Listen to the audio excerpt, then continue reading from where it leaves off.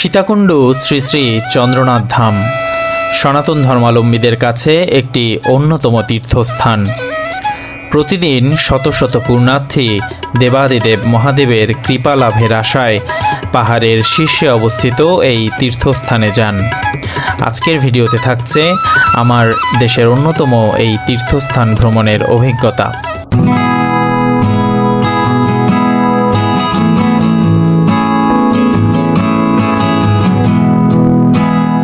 সীতাকুণ্ড বাস স্টেশনে নেমে সীতাকুণ্ড বাজার থেকে রিক্সা নিয়ে রওনা করলাম শ্রী শ্রী শঙ্কর মঠের উদ্দেশ্যে। কারণ শঙ্কর মঠের সামনে থেকেই চন্দ্রনাথ ধামের উদ্দেশ্যে আমাদের যাত্রা শুরু হবে। কলেজ রোডের রাস্তা ধরে এগিয়ে চলেছে আমাদের রিক্সা। সীতাকুণ্ড রেল স্টেশনে এসে একটু অপেক্ষা করতে হলো, কারণ এখন ট্রেন যাবে।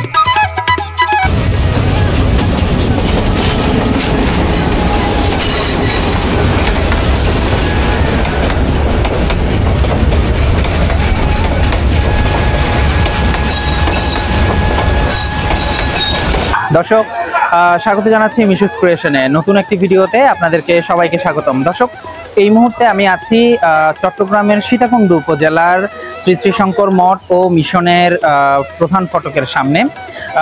আপনাদেরকে জানিয়ে রাখতে চাই যে কলিযুগের যে মহাতীর্থ বলা হয়ে থাকে চন্দ্রনাথ শ্রী শ্রী চন্দ্রনাথ ধামকে, শ্রী শ্রী চন্দ্রনাথ ধাম যাওয়ার যাত্রাটা শুরু হয় হচ্ছে মূলত এখান থেকেই।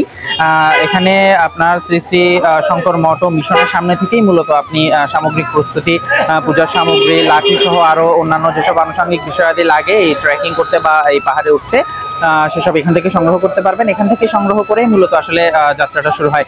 তো আজকে আমি চন্দ্রনাথের উদ্দেশ্যে এই মুহূর্তে যাত্রা শুরু করছি। তো আমার সাথে রয়েছেন আমার স্ত্রী। তো আমরা দুজনেই যাত্রা শুরু করব। আর পথের মধ্যে আপনাদেরকে দেখাবো চন্দ্রনাথ যাওয়ার পুরো রাস্তাটি এবং পুরো প্রক্রিয়াটি, এবং এরপর ফাইনালি চন্দ্রনাথ পৌঁছার পর বাকিটি। তো আশা করব আপনারা আমার সাথেই থাকবেন, মিশুস ক্রিয়েশনের সাথেই থাকুন। চলুন শুরু করা যাক।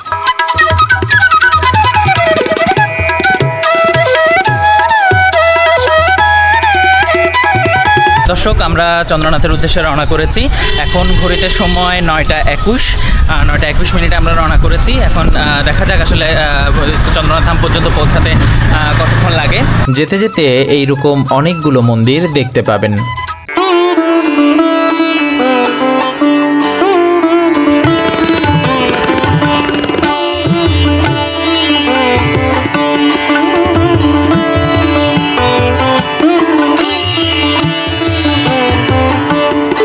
আমরা হেঁটে চলেছি শ্রী শ্রী চন্দ্রনাথ ধামের উদ্দেশ্যে। আমাদের সাথে আসলে আরও অনেক দর্শনার্থী রয়েছেন, তবে সবাই যে আসলে চন্দ্রনাথ ধাম দর্শনে যাচ্ছেন ব্যাপারটা তা নয়। অনেক পর্যটকও আছেন যারা ট্রেকিংয়ের উদ্দেশ্যে যাচ্ছেন। কিছু দূর এগোলে এই লাঠির দোকানগুলো পাওয়া যায়। যাদের পাহাড়ে উঠতে সাপোর্টের প্রয়োজন হয় তারা এখান থেকে লাঠি সংগ্রহ করে নিতে পারবেন। লাঠির ভাড়া 10 টাকা।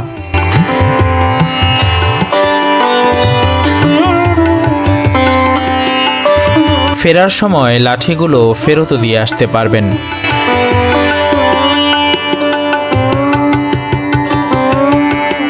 এই এতটুকু পর্যন্ত গাড়ি আসে, এরপর থেকেই হাঁটা পথ শুরু হয়। মূলত এখান থেকে আসলে চন্দ্রনাথ ধামের যে উঁচু রাস্তা সেটা শুরু হয়েছে, কারণ সমতল রাস্তা এখানেই শেষ। লাঠি নিয়ে অনেকেই প্রস্তুতি নিচ্ছেন উপরে ওঠার জন্য। তো আজ আসলে শুক্রবার হওয়াতে মোটামুটি বোধহয় মানুষ অনেক বেশি হবে, কারণ অনেকেই উঠছেন দেখতে পাচ্ছি। এখান থেকেই চন্দ্রনাথ ধামের যে খাড়া পথ, সেই খাড়া পথটি শুরু হচ্ছে। এটি সীতা মন্দিরের মূল ফটক। আমরা এখন এই মন্দিরে যাব না, আসার পথে এই মন্দির দর্শন করব।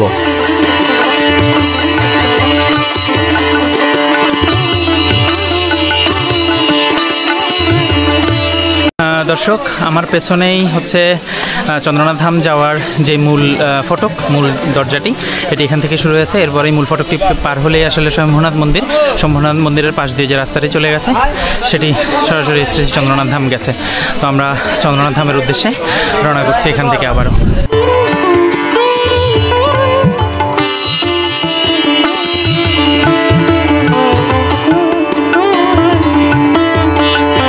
সিঁড়ি ভেঙে হেঁটে চলেছি উপরের দিকে। স্বয়ম্ভূনাথ মন্দিরের পেছনে এই দোকানটি। এখানে অনেক ধর্মীয় জিনিসপত্র পাওয়া যায়।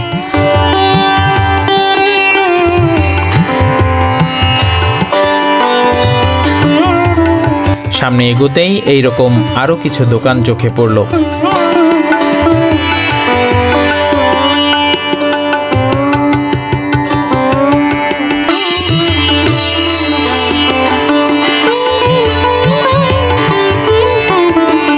দূরে বিরূপাক্ষ মন্দির দেখা যাচ্ছে, আমাদের সেখানেই পৌঁছাতে হবে।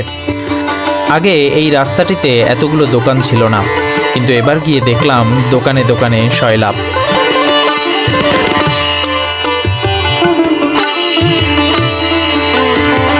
ধীরে ধীরে যেন পর্যটন কেন্দ্র হয়ে উঠছে এলাকাটি। দর্শক, ঘড়িতে এখন সময় 9টা 43 মিনিট। প্রায় আধা ঘন্টার মতো আমরা হেঁটে ফেলেছি, হাঁটছি এখনও। তবে আজকের দিনে সবচেয়ে ভালো যেটা ব্যাপার সেটা হচ্ছে রোদ আছে, কিন্তু রোদের সাথে সাথে ভালো বাতাসও আছে। তো বাতাসের কারণে আসলে জার্নিটা খুব বেশি ফিল হচ্ছে, কিন্তু অতটা বেশি ফিল হচ্ছে না। যদি বাতাস না থাকতো হয়তো আরও কষ্ট হয়ে যেত, কিন্তু বাতাস থাকার কারণে মোটামুটি রাস্তাটা খুব বেশি জার্নি এখনও পর্যন্ত মনে হচ্ছে না। পাহাড়ি পথে সিঁড়ি ভেঙে উঠতেও কষ্ট হয়, তবে আর বেশিক্ষণ সিঁড়ি নেই। এরপর শুরু হবে পাহাড়ি মেঠো পথ। দিনের বেলায়ও ঝিঝি পোকাদের হইহুল্লোড়।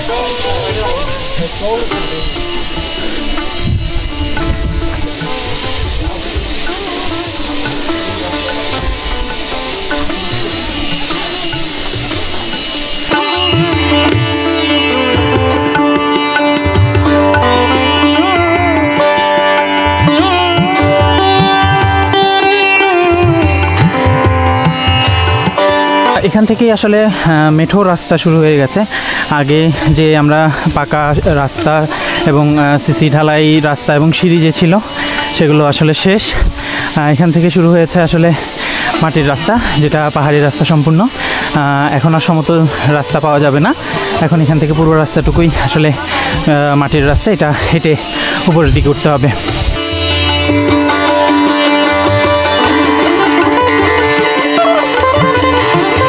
অনেক মানুষ চন্দ্রনাথ ধাম যাচ্ছেন, তবে বেশিরভাগই ট্রেকার কিংবা পর্যটক।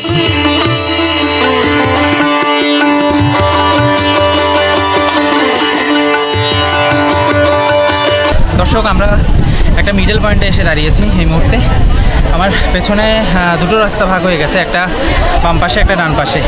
যদি আমি বাম পাশের রাস্তাটা দিয়ে উঠি তাহলে প্রথমেই বিরূপাক্ষ মন্দিরটি পড়বে, এরপরে ওখান থেকে চন্দ্রনাথ মন্দির যেতে হবে। আর যদি আমি ডান পাশ দিয়ে যাই তাহলে সরাসরি চন্দ্রনাথ মন্দিরে।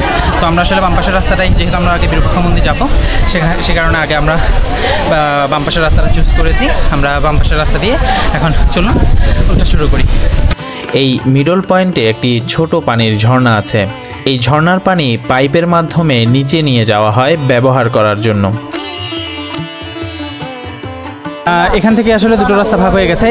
আমার এই পাশে যে রাস্তাটা দেখতে পাচ্ছেন বাম পাশ দিয়ে, এটি দিয়ে গেলে আসলে বিরূপাক্ষ।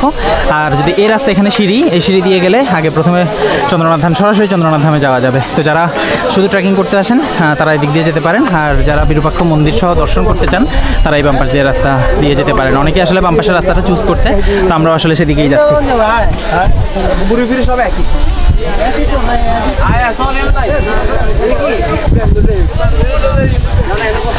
বৃষ্টির কারণে আসলে অনেক মাটি ভেঙে পড়েছে। বস্তা দিয়ে যদিও বা আসলে ঠিক করার চেষ্টা করা হয়েছে, কিন্তু আসলে বৃষ্টির কারণে এখানকার প্রতিনিয়ত মাটি ভাঙার কারণে রাস্তাগুলো আসলে এই অবস্থা হয়ে যায়। তবে দেখে ভালো লাগছে অনেকেই যে এই রাস্তাটা চুজ করেছে। এই রাস্তাটা একটু লেংদি হলেও যারা ট্রেকিং করতে আসে তাদের জন্য এই রাস্তাটাই পারফেক্ট। শুক্রবার হিসেবে আসলে অনেক মানুষ আছে।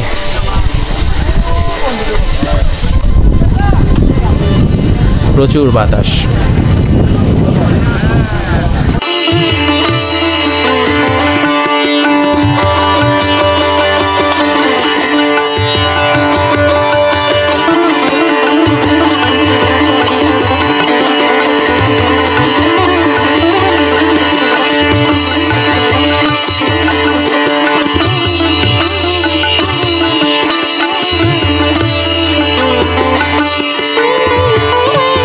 কিছুক্ষণ বিশ্রাম নিয়ে আবারও হাঁটা শুরু করলাম। আমাদের যাত্রা সঙ্গী হিসেবে অনেকেই আছেন।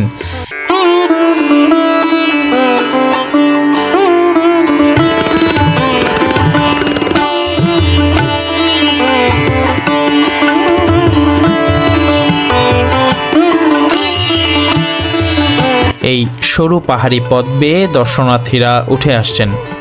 আমরাও ধীরে ধীরে অনেক পথ পাড়ি দিয়েছি। ইটের সিঁড়িগুলো ভেঙে গেছে অনেক বছর আগে। দুর্ভাগ্যজনক হলেও এই পথটা সংস্কার করার কোনো উদ্যোগ নেওয়া হয় না।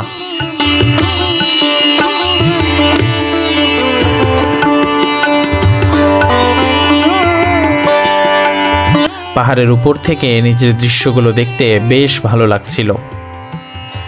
পাহাড়ে উঠতে উঠতে প্রচুর পর্যটকের দেখা পেয়ে যাবেন। শুক্রবারে ভিড়টা বেশি থাকে।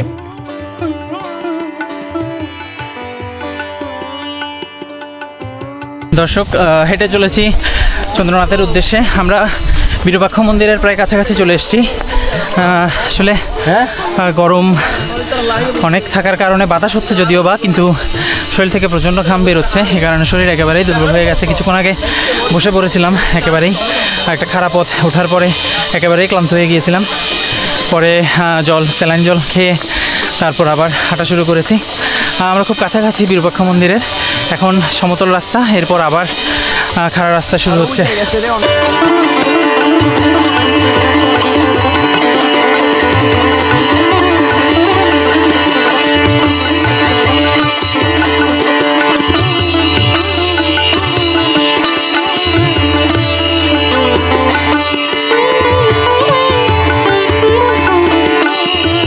দীর্ঘ পথ পেরিয়ে অবশেষে বিরূপাক্ষ মন্দিরের কাছাকাছি চলে এলাম। আর এর মাধ্যমেই চন্দ্রনাথ ধাম যাত্রার প্রথম স্টেজ কমপ্লিট করলাম বলা চলে।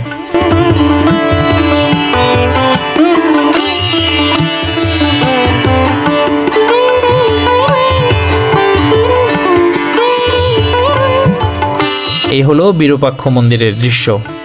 প্রচুর মানুষের ভিড়। অল্প কিছুক্ষণ আগে বিরূপাক্ষ মন্দিরে এসে পৌঁছেছি। আসলে একেবারেই টায়ার্ড হয়ে গেছি, যদিও বা খুব বাতাস আছে, খুব ভালো লাগছে। এসেই কিছুক্ষণ আগে বিশ্রাম নিলাম। এখনও আসলে মন্দির প্রণাম করিনি। আজকে যেহেতু শুক্রবার, আসলে প্রচুর মানুষ এখানে। সবাই যে আসলে মন্দির দর্শনে এসেছেন ব্যাপারটা তা না। অনেকেই ট্রেকিংয়ের জন্য এসছেন। যদিও বা এখন আসলে বিরূপাক্ষ মন্দির বা চন্দ্রনাথ ধামে হিন্দু দর্শনার্থী বা পুণ্যার্থীর বাইরেও অনেক অন্যান্য ধর্মাবলম্বীর মানুষজনরাও আসেন। তারা অবশ্য ম্যাক্সিমাম ট্রেকিংয়ের জন্যই আসেন, ট্রেকিং করে আবার নেমে যান। তো আমরা বিরূপাক্ষ মন্দির থেকে আর কিছুক্ষণ পরে চন্দ্রনাথের দিকে রওনা হতে হবে। তার আগে আপনাদেরকে বিরূপাক্ষ মন্দির একটু ঘুরিয়ে দেখানোর চেষ্টা করব।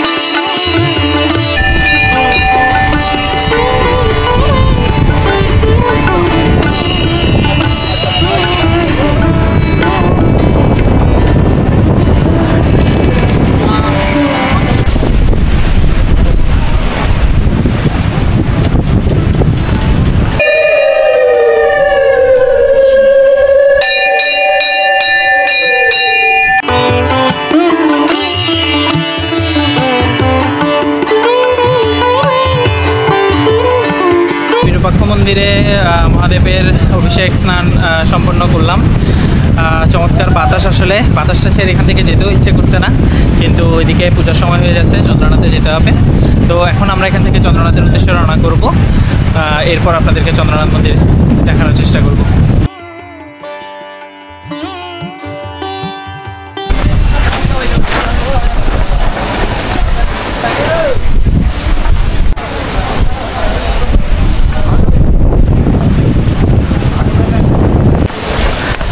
আমরা এখন বিরূপাক্ষ মন্দির থেকে শ্রী শ্রী চন্দ্রনাথ ধামের উদ্দেশ্যে যাত্রা শুরু করেছি। আর হয়তো আধা ঘন্টার মতো লাগতে পারে, তারপরেই আমরা চন্দ্রনাথ ধামে পৌঁছে যাব। ওই দূরে দেখা যাচ্ছে আসলে চন্দ্রনাথ ধাম, আমি জানি না ক্যামেরাতে আসলে কতটুকু দেখা যাচ্ছে। কিছুটা পথ আসলে এখানে সমতল আছে, এরপরে আর একটু খারাপ পথ বেয়ে উঠলেই তারপরেই শ্রী শ্রী চন্দ্রনাথ ধাম।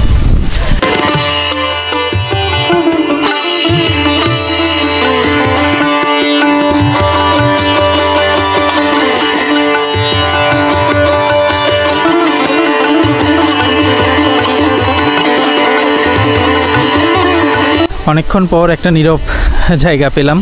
আসলে পুরো পথ জুড়েই মানুষ ছিল। এই জায়গাটা সমতলও আছে এবং মানুষজন দেখা যাচ্ছে না।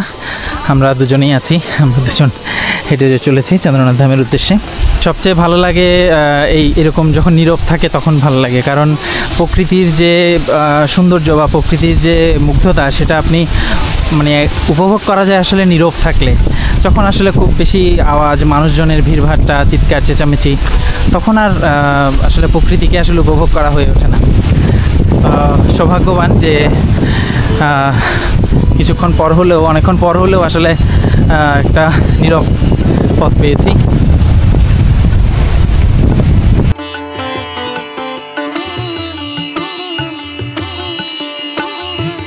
আমরা হাঁটা শুরু করেছি প্রায় 10 মিনিটের কিছুটা বেশি হলো, হাঁটছি এখনও।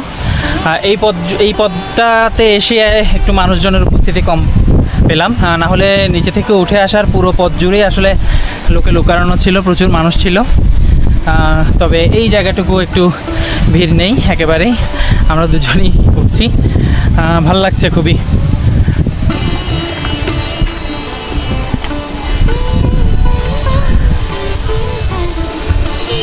এই পথটা একটু বেশিই খাড়া,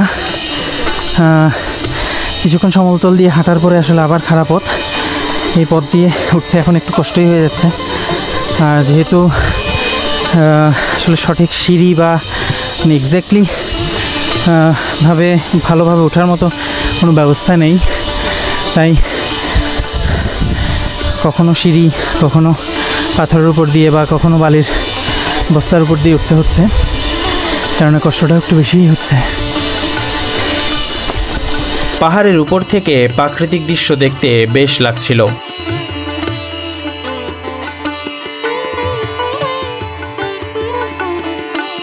দূরে বিরূপাক্ষ মন্দির ও সীতাকুণ্ড শহর দেখা যাচ্ছে।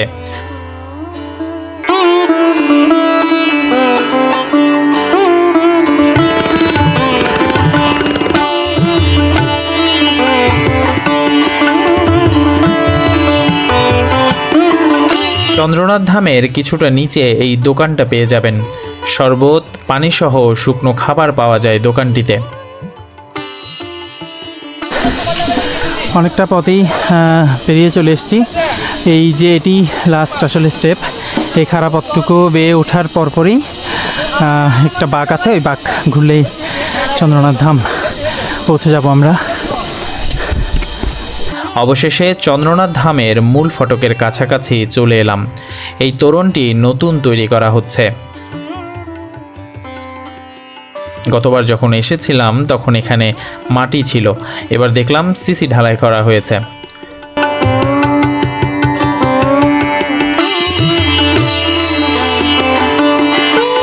চন্দ্রনাথ মন্দির থেকে নিচের দৃশ্য।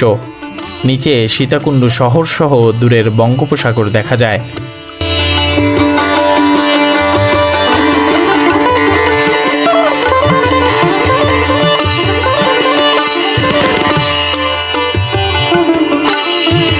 এবার মন্দিরে প্রবেশের পালা।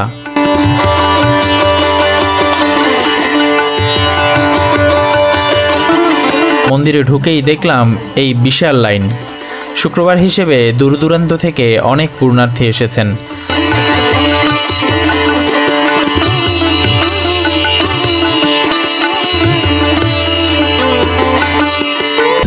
কিছুক্ষণ হয়েছে শ্রী শ্রী চন্দ্রনাথ ধাম এসে পৌঁছিয়েছি।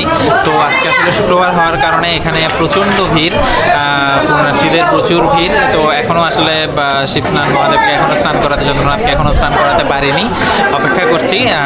কিছুক্ষণ বিশ্রামও হলো এই ফাঁকে, আর কিছুক্ষণ পরে এখনও যথেষ্ট ভিড় আছে। তো ভিড় শেষ হলে তারপর শ্রী শ্রী চন্দ্রনাথকে স্নান করিয়ে তারপর আবার ফিরতি পথে রওনা করবো আর কি। অন্যান্যবার গর্ভ মন্দিরের ভেতরে ভিডিও করতে দিলেও এবার দেখলাম ভিডিও করতে বাধা দেয়া হলো, তাই ভেতরের কোনো ফুটেজ নিতে পারিনি। মন্দিরের চারপাশটা একটু ঘুরিয়ে দেখাই আপনাদের।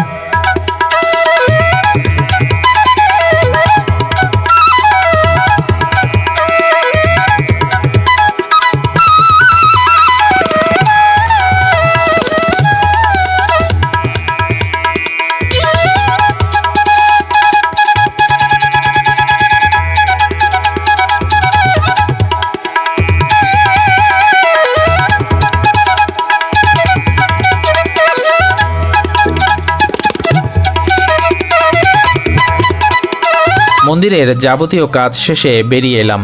এবার ফিরতি পথে যাত্রা শুরু হবে।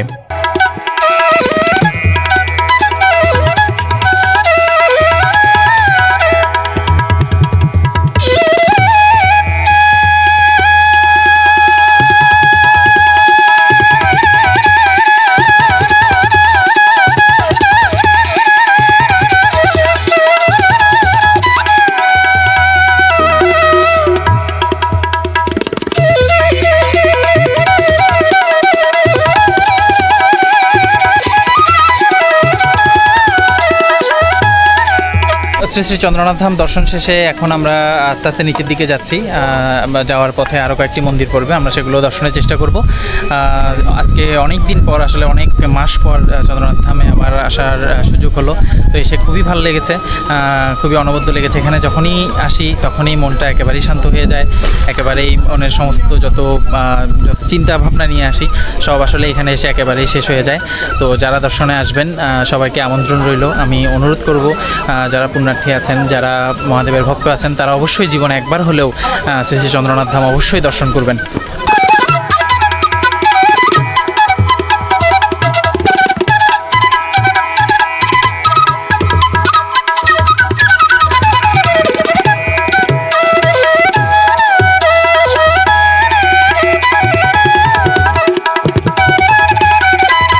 ফিরতি পথে যাত্রা শুরু করলাম।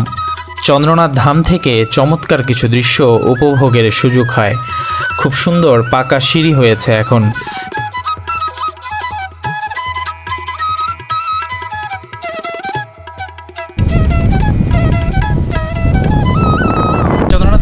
নামার পথেই আগে আসলে সিঁড়িগুলো, আগে এরকম কোনো সিঁড়িও ছিল না, পাকা ছিল না, এখন পাকা সিঁড়ি হয়েছে। এটা দেখে খুবই ভালো লাগছে।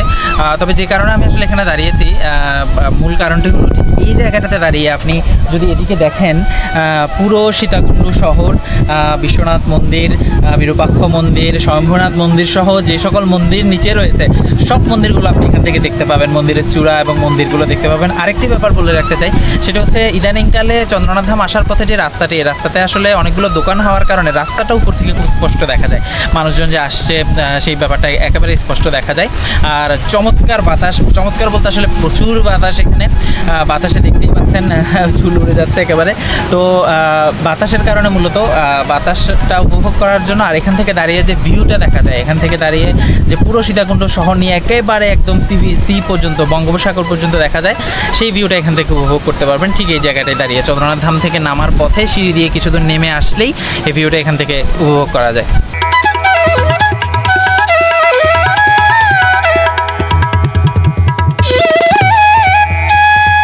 সিঁড়ির শেষ প্রান্তে পৌঁছাতেই অনেক দোকান ও মানুষ চোখে পড়ল। আগে যখন এসেছিলাম তখন এত দোকান ছিল না, এবার দেখলাম বেশ মেলা জমে গেছে।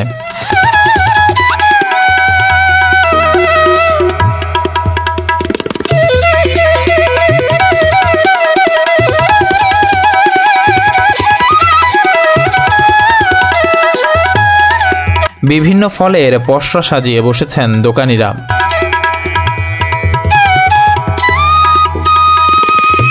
লাল টকটকে তরমুজ। সীতাকুণ্ড ইকো পার্কের ভেতর দিয়ে একটি রাস্তা আছে। সেই পথে চন্দ্রনাথের নিচে এই জায়গা পর্যন্ত গাড়ি নিয়ে আসা যায়। অনেকেই দেখলাম বাইক ও সিএনজি নিয়ে এসেছেন।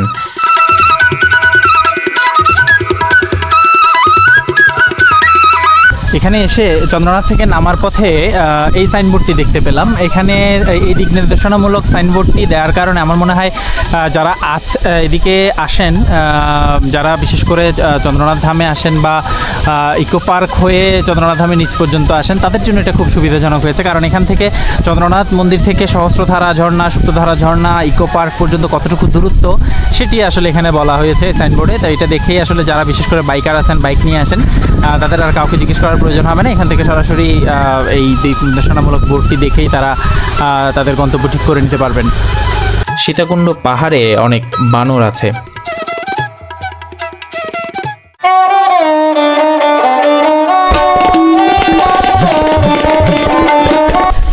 চন্দ্রনাথ থেকে নামার পথের এই সিঁড়িগুলো একদম নতুন করা হয়েছে পুণ্যার্থীদের জন্য। আসলে এটা খুবই উপকার হয়েছে। এখন আগে যে সিঁড়িগুলো ছিল সেগুলো আসলে একেবারে ভাঙা এবং প্রশস্ততা কম ছিল, কিন্তু এখন নতুন সিঁড়ি হয়েছে। তো যারা যারা আসবেন তাদের জন্য আসলে খুবই উপকার হবে এই সিঁড়িগুলো।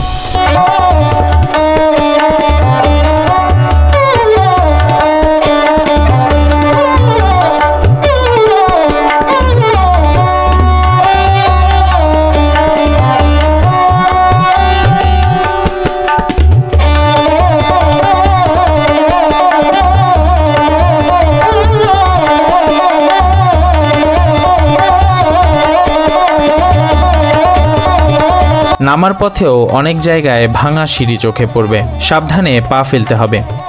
এই সিঁড়িগুলো বহু বছর আগে বানানো, তবু এখনও টিকে আছে। তবে সিঁড়িগুলোর যে বয়স হয়েছে সেটা এর উচ্চতা আর ভগ্নদশা দেখলে বোঝা যায়।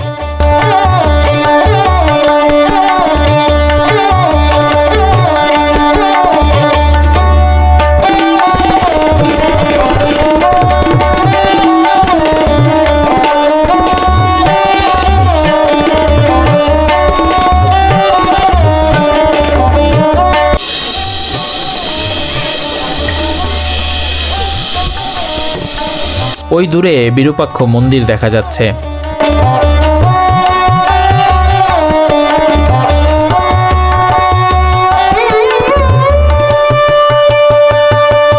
এদিকের পথটাতেও কিছু দোকান রয়েছে।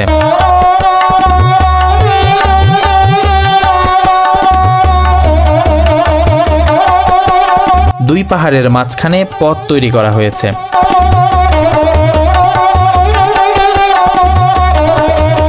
গাছের শেকড়গুলো পাহাড়কে আষ্টে পৃষ্ঠে জড়িয়ে রেখেছে।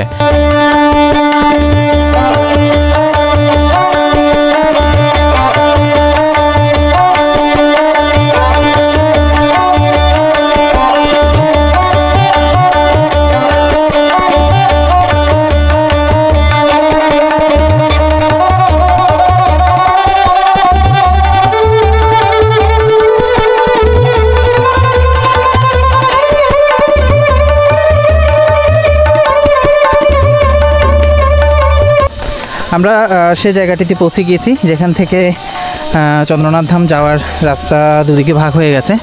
আমরা যাওয়ার সময় গিয়েছিলাম এই রাস্তাটা দিয়ে, আসার সময় নেমে আসলাম এই রাস্তাটা দিয়ে। কারণ এদিকে যেহেতু পুরোটাই সিঁড়ি, তো নামতে আসলে সুবিধাই হয়। এখানে একটা ঝর্ণা আছে, এই ঝর্ণা থেকে পানির লাইন নিয়ে যাওয়া হয়েছে ব্যবহারের জন্য। সীতাকুণ্ড আসলে যেহেতু পাহাড়ি এলাকা, পানির অনেক সংকট।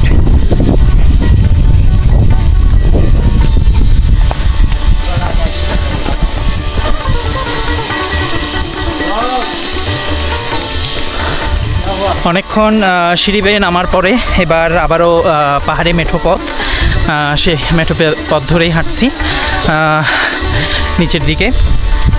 আজ শ্রী চন্দ্রনাথ ধাম যাত্রাটা খুব বেশি কষ্টদায়ক না হলেও আবার খুব বেশি আরামদায়কও ছিল না, কারণ আসলে রোদ, একটু ভ্যাপসা গরম ছিল। ভ্যাপসা গরমের কারণে যদিও বা বাতাস ছিল অনেক, কিন্তু তারপরও ভ্যাপসা গরমে আসলে অনেক ঘাম বেরিয়ে গেছে শরীর থেকে, তাই কষ্টও কম অনেক হয়েছে। তো যারা আসলে চন্দ্রনাথ ধাম ট্রেকিং বা দর্শনের উদ্দেশ্যে আসতে চান, তাদেরকে আসলে আমি একটা কথাই বলবো সবসময়, সেটা হচ্ছে পর্যাপ্ত পরিমাণ লিকুইড আপনারা সাথে ক্যারি করবেন। সেটা স্যালাইনের পানি, লেবু পানি বা ডাবের পানি, এগুলা হতে পারে। এবং যথেষ্ট এনার্জি নিয়ে খাওয়া দাওয়া করে তারপরে আসলে ওঠার চেষ্টা করবেন। আর বিশেষ করে যাদের ব্লাড প্রেশার জাতীয় সমস্যা আছে, তারা একটু কেয়ারফুলি উঠবেন, তারা একটু কেয়ারফুলি এই ট্রেকিংটা করবেন।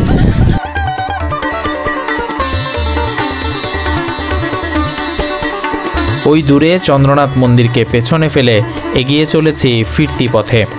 যাওয়ার পথে স্বয়ম্ভূনাথ ও ভবানী মন্দির দর্শন করে যাইনি, এবার এই দুই মন্দির দর্শনের পালা।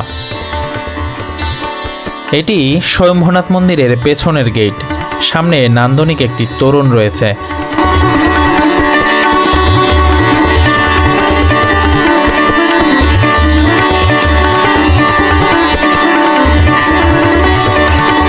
এটি স্বয়ম্ভূনাথ মন্দিরের ভেতরের দৃশ্য।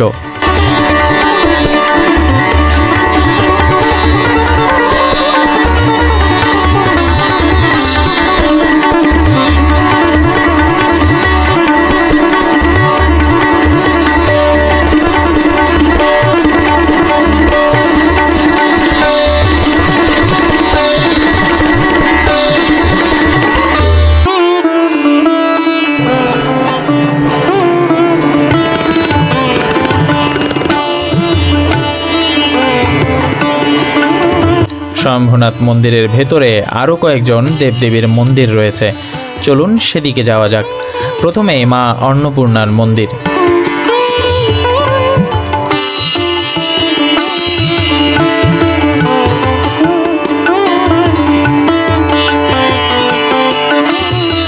তার পাশেই রয়েছে বিষ্ণু মন্দির।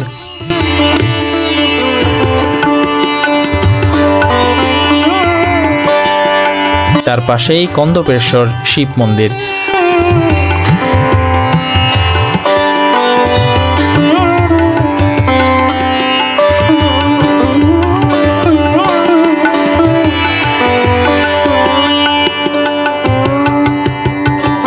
রয়েছে সাক্ষী শিব মন্দির।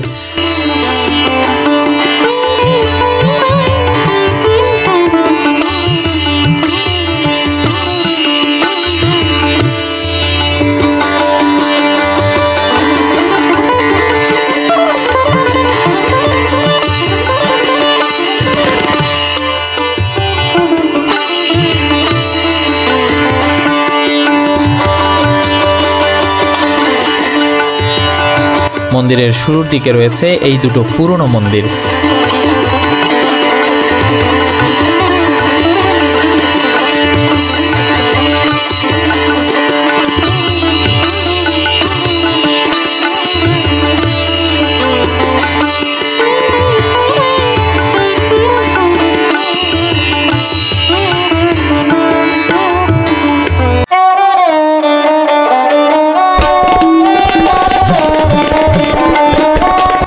স্বয়ম্ভূনাথ মন্দিরে ওঠার সিঁড়ি।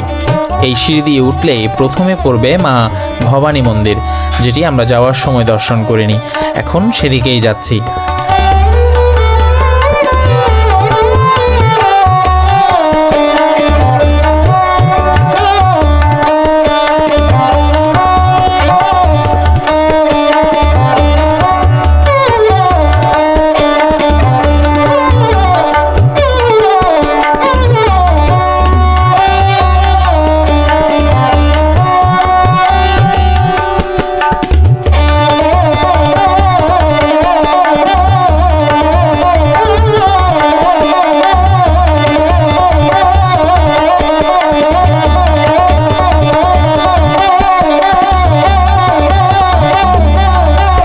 ভবানী মন্দিরের পাশেই রয়েছে এই শিব মন্দিরটি।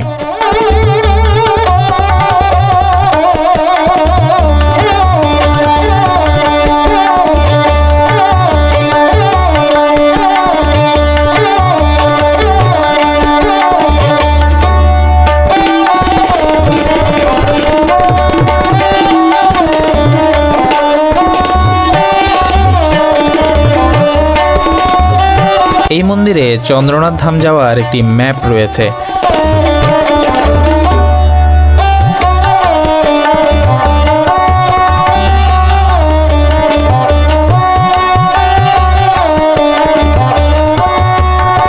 এটি স্বয়ম্ভূনাথ মন্দিরের সিঁড়ি ও এটি ভবানী মন্দির। এই দুটো মন্দির দর্শন শেষে স্বয়ম্ভূনাথ মন্দিরের মূল তোরণের পথে আমরা।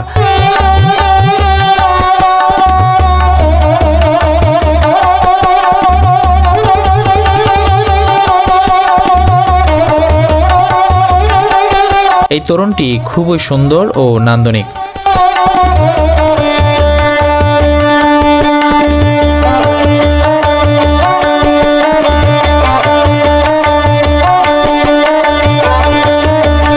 মন্দিরের গেইটে এক সুরেলা মানবের সাক্ষাৎ লাভ হলো।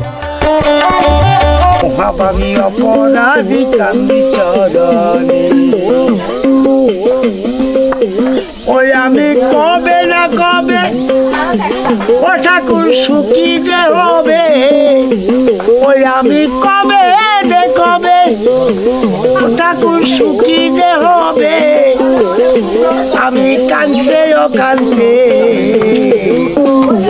কাঁদতে কাঁদতে জন্ম গেল ঠাকুর চরণে। দর্শক, শ্রী শ্রী চন্দ্রনাথ ধাম থেকে চন্দ্রনাথ ধামের যে মূল ফটক সেটি সবেমাত্র অতিক্রম করলাম। এর আগে ভবানী মন্দির এবং শম্ভুনাথ মন্দির দর্শন করেছি। আজকের আমার যে চন্দ্রনাথ ধাম যাত্রা, চন্দ্রনাথ ধাম দর্শনের যে এই যাত্রাটি এটি এখানে শেষ হয়ে গেছে। তবে পুরোপুরি নয়, সামনে আরেকটি মন্দির আছে সীতা মন্দির। সেই সীতা মন্দিরটি দর্শনের মাধ্যমে আজকের এই যাত্রা পুরোপুরিভাবে শেষ হবে। চলুন সীতা মন্দিরে যাওয়া যাক। সীতা মন্দির মূল সড়কের কিছুটা নিচে অবস্থিত।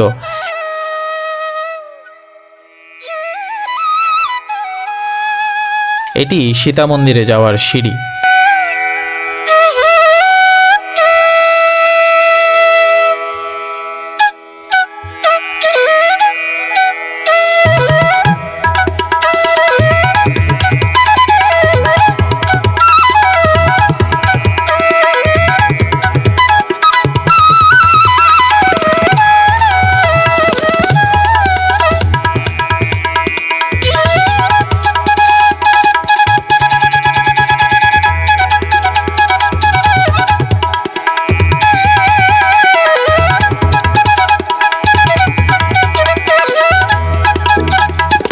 এই কুণ্ডটির নাম হলো সীতাকুণ্ড। বলা হয়ে থাকে এই কুণ্ডের নাম অনুসারেই এই অঞ্চলের নাম হয়েছে সীতাকুণ্ড।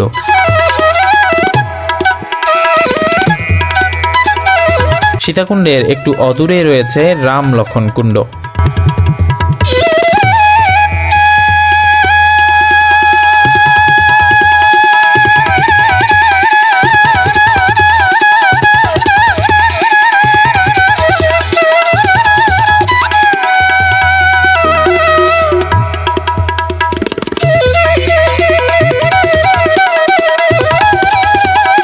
এটি রাম লক্ষণ কুণ্ড।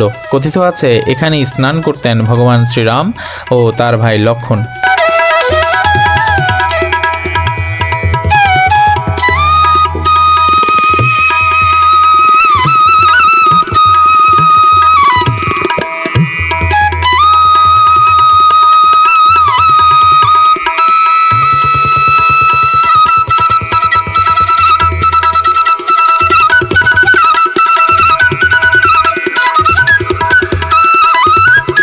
সীতা মন্দির ও রাম লক্ষণ কুণ্ড দর্শন শেষে মূল সড়কের দিকে রওনা করলাম।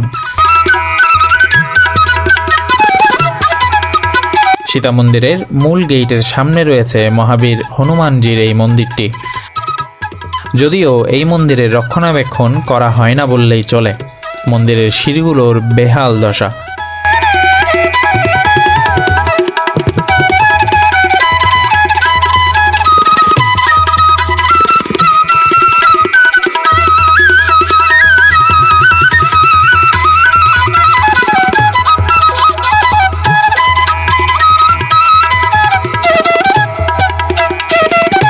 দর্শক, কিছুক্ষণ আগেই সীতা মন্দির দর্শন করে উপরে উঠে আসলাম। এরপর হনুমান মন্দির দর্শন করে এখন শঙ্কর মঠের দিকে রওনা হয়েছি।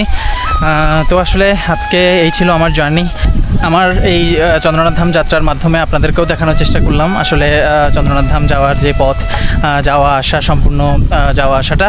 তো আমার মনে হয় যে কিছুটা ধারণা, যারা প্রথমবারের মতো আসবেন তারা এই ভিডিও থেকে কিছুটা ধারণা লাভ করতে পারবেন।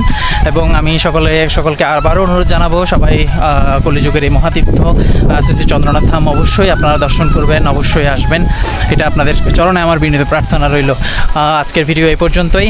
সকলে ভালো থাকুন, সুস্থ থাকুন এবং মিশুস ক্রিয়েশনের সাথেই থাকুন। ভিডিওটি ভালো লাগলে লাইক, কমেন্ট এবং শেয়ার করতে ভুলবেন না। আর মোস্ট ইম্পর্টেন্টলি চ্যানেলটি সাবস্ক্রাইব করার জন্য বিনীতভাবে অনুরোধ জানাচ্ছি। টাটা।